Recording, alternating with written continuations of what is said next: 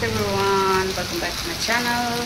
आज धेरै दिन बादमा फेरि भिडियो लिएर आएको छु है। र मेरो भिडियो चाहिँ किचनबाटै स्टार्ट हुन्छ।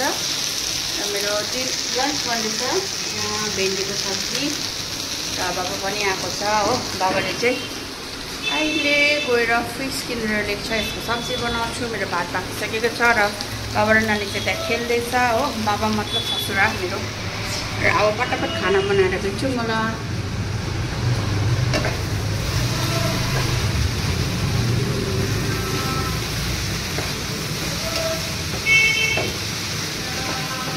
म चाहिँ जस्तो छु त्यस्तै भिडियो गर्छु हो। म मेकअप कपाल पनि गरेको छैन। मेकअप त गर्ने टाइमै पाउँदैन। अलवेज नाइटीमा है। के गर्नु, गरम छ। नाइटी चाहिँ कम्फर्टेबल छ गरममा। हाम्रो घरको बाहिर चाहिँ यस्तो अनेक किसिम आइरहन्छ हो। यहाँ हेर्नुहोस्, के घरि के सराई, घरि के बनाउनु, घरि के बेच्ने। गर्मी चाहिँ पुरा छ हो। पानी एकछिन पर्छ, गरम त्यस्तो त्यस्तै र त्यस्तो भएको छ। भेन्डीको सब्जी चाहिँ भेन्डी पनि पाकिसक्नु आँट्यो हो। म एकछिन बाहिर गएर आउँछु हो। त्यो सानो काम छ, सानो काम सामान ल्याउनु जान्छु यहाँ दोकानमा गएर आउँछु। देखाउँछु तपाईँहरूलाई पनि। अलिकति लुगा चेन्ज गरेर आउँछु हो। फ्यान बन्द गरिहाल्नु। माथि गएर लुगा चेन्ज गरेर आइहाल्नु। चाहिँ यो प्लान नि यस्तो लामो भएको छ कि यसलाई चाहिँ म माथि यहाँबाट यस्तो गरेर लिउँ भनेर सोचिरहेको छु। तर मेरो हस्बेन्डको टाइमै छैन। अफिस घर गर्दा टाइम बित्छ। हेर्नुहोस् नानीहरूले यति नै सफा गरेर यत्तिकै हो नानीले। लुगा फेरिहाल्छु ल। त्यो स्नेक प्लान्टलाई यहाँ राखिदिएँ हो। चाहिएर यस्तो भएको छ मेरो यो प्लान्टहरू। अहिले पानी लगाएको मैले। अहिले भन्दा पनि अघि बिहान उठेर लगाएको। यहाँ पनि यस्तो छ अवस्था अहिले।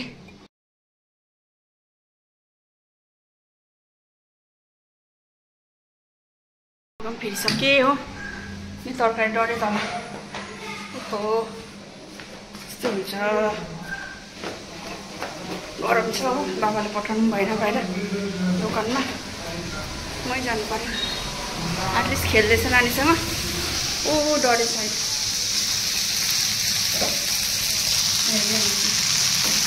यति नै हुन्छ होला भन्छ। यस्तो डल्ला पनि डढेन।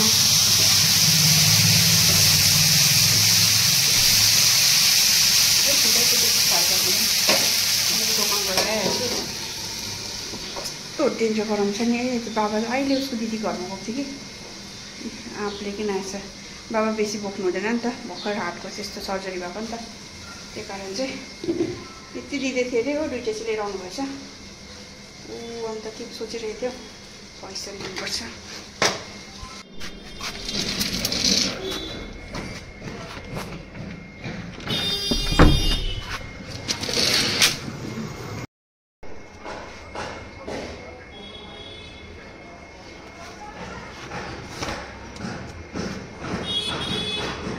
म चाहिँ कति दिन बाद अस्ति घर गएको थिएँ हो पर। आज कति दिन बाद बाहिर निस्किँदैछु। यस्तो गरम छ हेर्नुहोस्। यस्तो गरम छ। बोजू दोकान थापेछ। यस्तो छ अहिले चाहिँ गरममा के हुनु खै।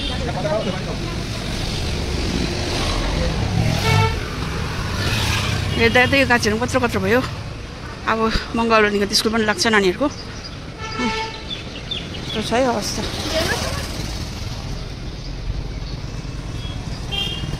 के गर्दैछ फेरि यहाँ बोजूले। Mentally unstable.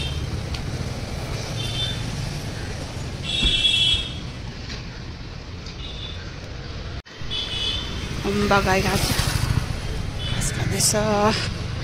बाजेले फल बेच्दैछ। यहाँ नानी नाच्दैछ। यस्तो दामी बाटो छ यो।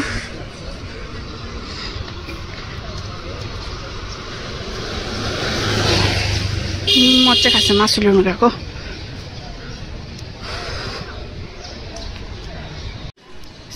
कस्तो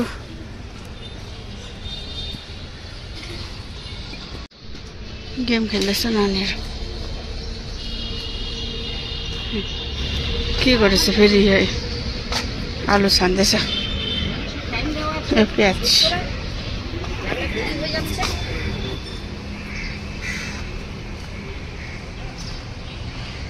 आरामै सुतिरहेको छ। माछा छ यसमा चाहिँ छैन।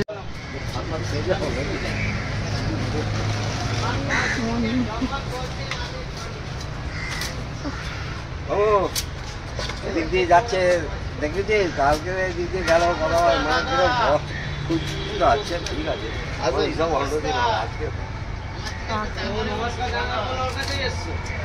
আর লোক এখানে কি বসে মুখ দেখাতে বসে অন্য কারণে।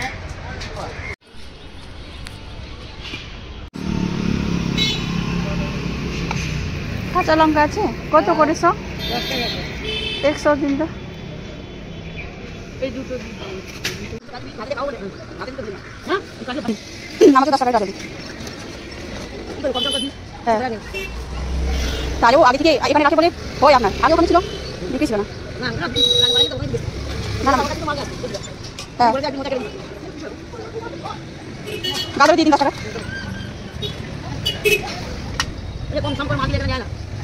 এখানে এখানে আছে তো আপনার ওই জন্য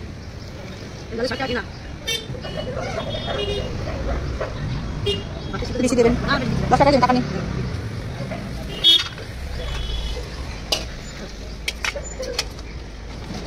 छुट्टी है तो स्टार्ट हो मंगलबार आएर म चाहिँ लुगाहरू फेरिसकेँ हो किनभने चाहिँ यति गरम छ नि।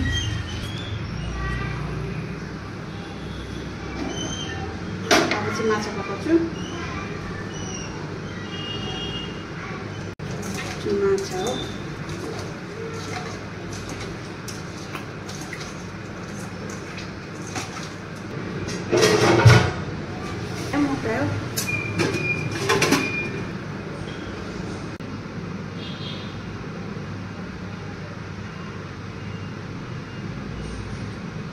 माछा चाहिँ मास्टर रोडमै राम्रो हुन्छ। मेरो त्यसरी माछा पकाउँदा चाहिँ मास्टर रोडमै गर्नुपर्छ हो।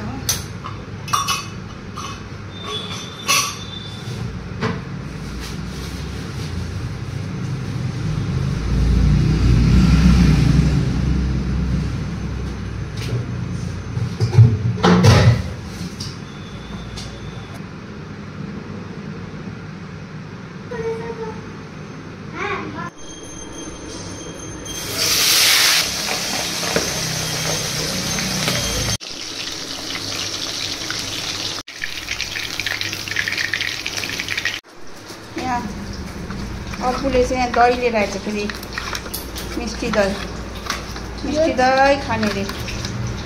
लट्टे चोकोबार खुद्रा पाए सबै दोकानमा एकजना हाम्रो पछाडिको दोकानमा सोधे चोकोबार सोच्यो कि दुधमा भिजाएर चोकोबार।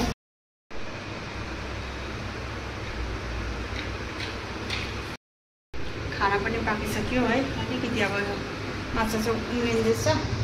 अब म चिया खान्छु। चिया त खानै पर्यो हो। बेस पार्ट हो यो त मेरो।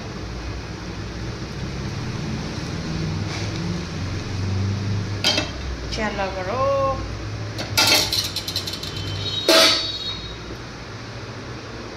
अलिकति बेसी रङ भएछ।